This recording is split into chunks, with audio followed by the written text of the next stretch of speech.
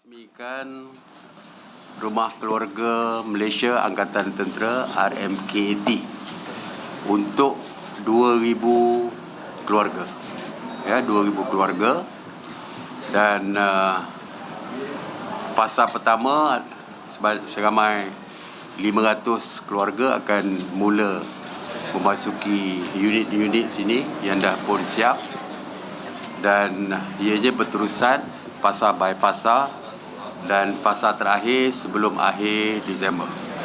Maknanya sebelum akhir Disember 2,000 keluarga sudah pun boleh berpindah. Rumah bangsa ini, RMKAT ni, dibina oleh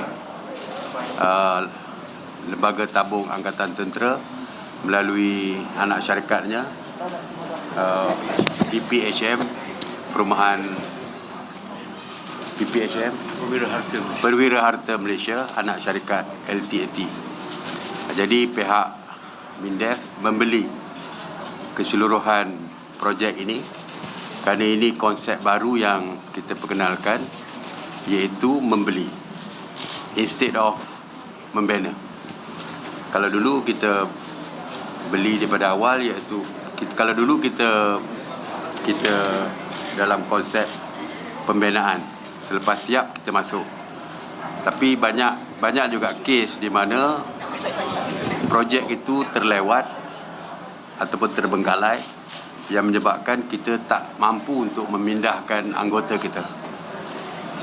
Dan kesannya adalah kepada anggota kita yang terpaksa menyewa. Dan bila projek itu gagal disiapkan ataupun delay, lewat, mereka lah yang menjadi mangsa kerana mereka akan terus menyewa. Dan di Lembah Kelang ini sewanya agak mahal. Ya, sewanya agak mahal, dan kadang-kadang banyak kalinya melebihi daripada allowance perumahan yang mereka terima. Kalau mereka nak murah, mereka terpaksa tinggal jauh.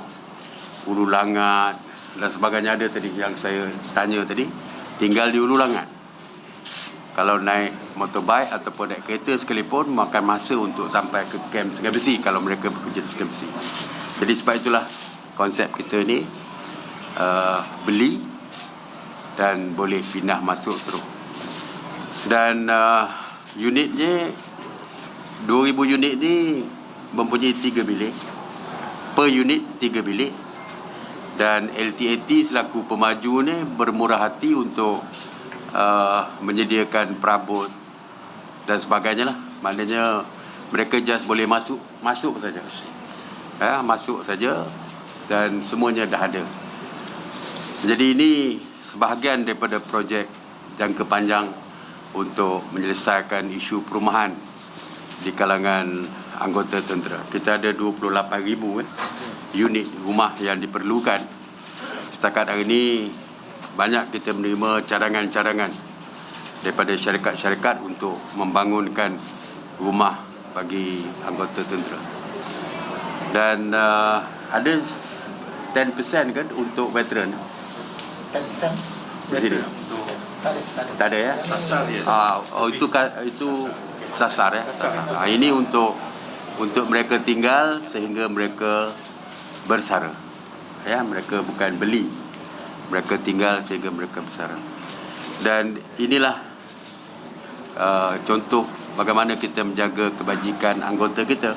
Kerana di rumah pansa yang lama pun kita dah convert daripada 2 bilik menjadi 3 bilik untuk anggota kita.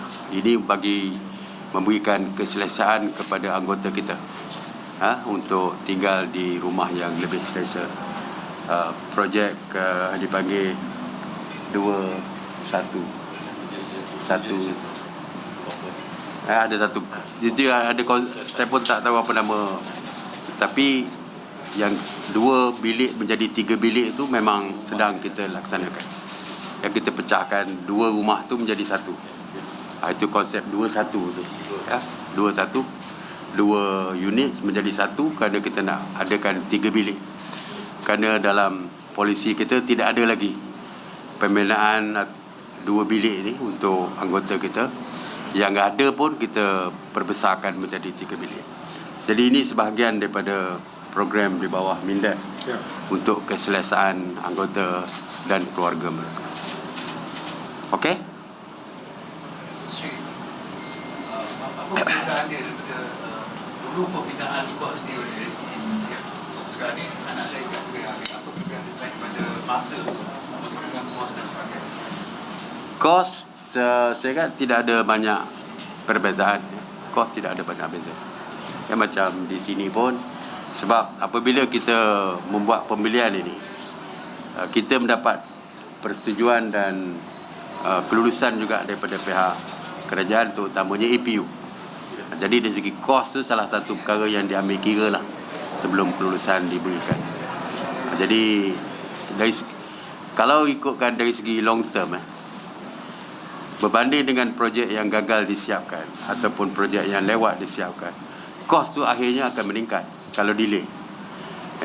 Dan yang lebih utamanya bukan soal kos bagi kita, tapi kebajikan anggota kita. Dan saya sebut tadi, terpaksa menyambung sewaan mereka kerana kelewatan, dan sewa mereka adalah lebih tinggi daripada allowance perumahan yang diberikan. Jadi, lepas tu saya kata tadi, yang pentingnya adalah kita menjaga kebajikan anggota kita. Sebab itu kita konsep baru ni kita perkenalkan, dan ini merupakan projek pertama, dan ada 1-2 projek lagi saya difahamkan sedang dalam rundingan supaya kita boleh membuat pembelian ini. Soalan pertama, berapa harga sebiji rumah di sini? Dan satu lagi mengenai rancangan untuk membina 10,000 unit rumah di MNT, adakah semua rumah itu akan dilengkapi dengan perabot juga ke bagaimana? Okey, yang di sini kita tidak menjual rumah ini. Rumah ini diduduki oleh anggota kita sewaktu mereka bertugas sebagai anggota tentera, dan selepas bersara mereka keluarlah. Itu bukan untuk dijual. Jadi tidak ada harga lah. Ini quarters lah kira. Tapi quarters yang saya kira yang paling baik ini lah, dengan gymnya ada semua komplit ni. Ini quarters. Dari segi yang rumah yang akan kita beli ataupun banner tu, yang balance tu, kita akan berbincang seterusnya dengan pemaju lah, sama ada mereka bersetuju untuk memberikan perabot atau tidak. Itu mungkin since kita dah mulakan di sini dengan perabot, saya rasa tempat lain pun kalau kita beli nanti kena dengan perabot, package together dengan perabot.